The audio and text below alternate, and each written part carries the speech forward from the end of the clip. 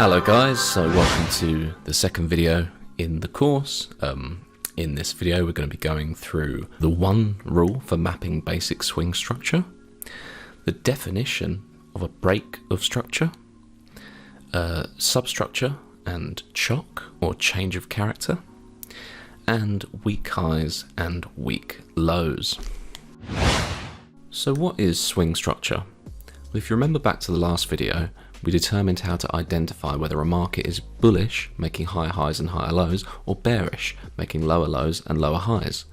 But swing structure is what we use to determine which highs and lows are valid. Because if you look at a chart, you'll see highs and lows everywhere. So we need simple, specific rules to establish whether a high or low is valid or not. And those are our swing highs and swing lows.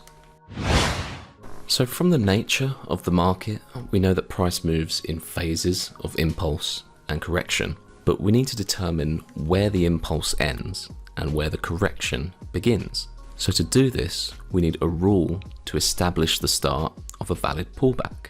The rule is as follows. In order for a movement in price to be considered a pullback and therefore a legitimate swing high or swing low, a candle in the pullback must close either below the candle to its left in a bullish trending market or above the candle to its left in a bearish trending market before breaking swing structure again in the direction of the overall trend. That is the entirety of the rule. So see these diagrams to get a picture of that. Now, in order to determine a valid break of structure, we require a candle body to close above or below the swing high or low. If just the candle wick breaks the swing and the body remains the other side, it is not yet considered broken. In certain situations, the wick break may be considered a sweep of liquidity, which we will talk about more later on. Right, so now you guys know about basic swing structure and breaks of structure. Let's head to the live charts. So here we are looking at current price action on Euro USD. This is the 4-hour chart. And what I kind of want to do is blank chart at the moment. I've got no drawings on here, and so what I want to work out are my most recent swing highs and lows. So I'm going to look at price action and kind of look for an obvious point where we maybe change from bullish to bearish, and look for somewhere that's obviously swing structure. Now I can see we've got a low here,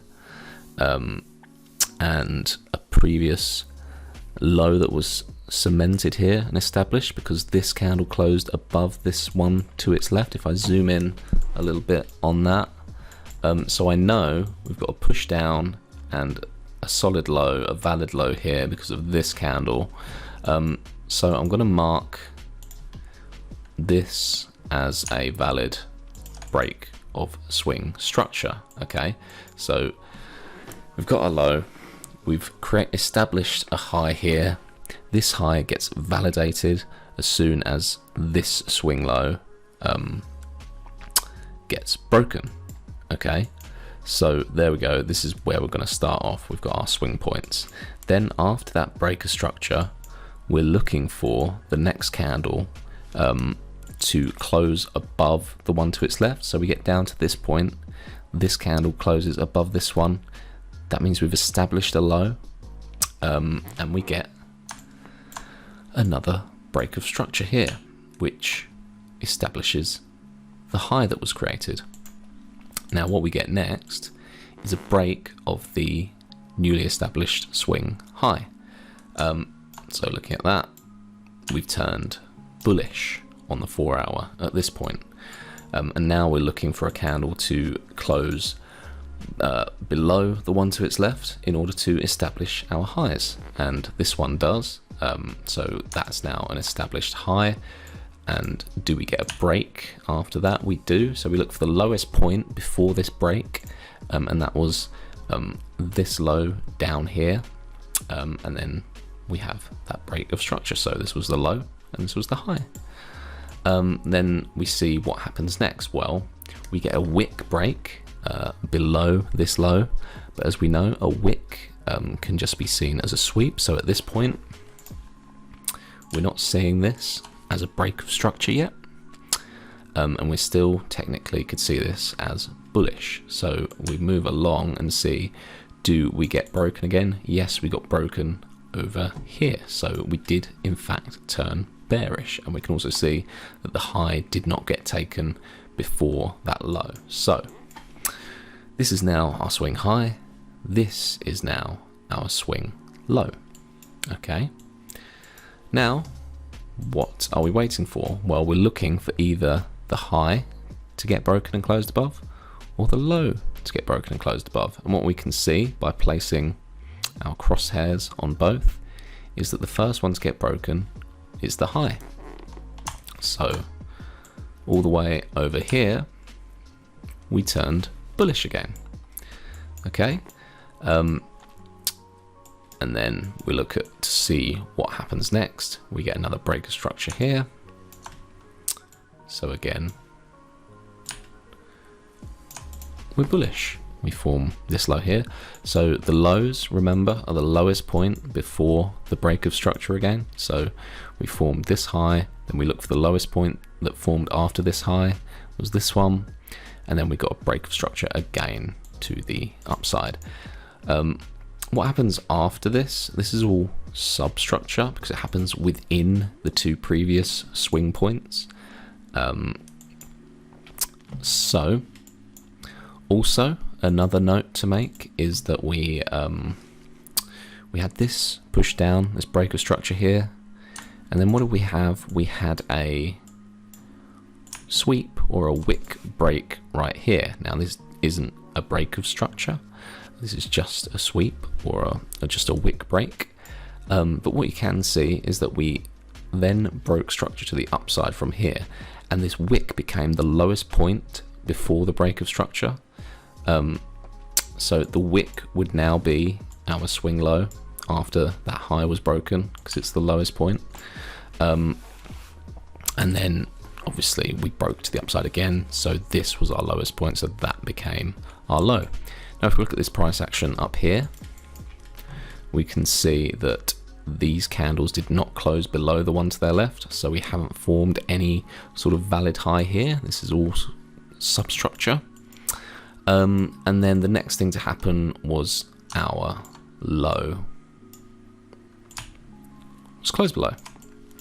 Okay, so we turned bearish, and what we had was this huge leg of price. Okay, and then after that, what happened? Well, we see the price came up here, failed to close above here, just wicked above, and then it once again failed to close above, just wicked above.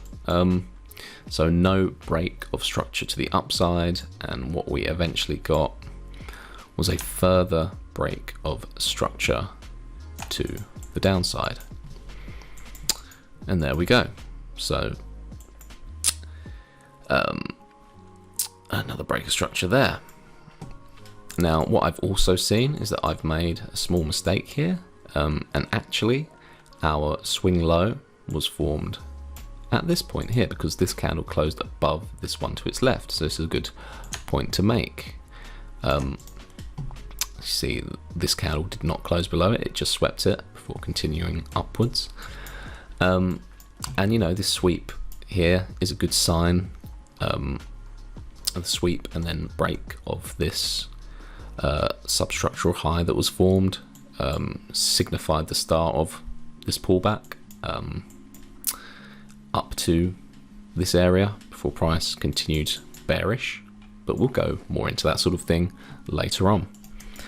And then we follow the more recent price. We had no candles closing above the one to their left in all this, so this is again just one long leg of price until this point right here, cementing this as the low. And so once again we've got a huge bearish leg, even bigger than the previous one. So our current leg is this high and this low.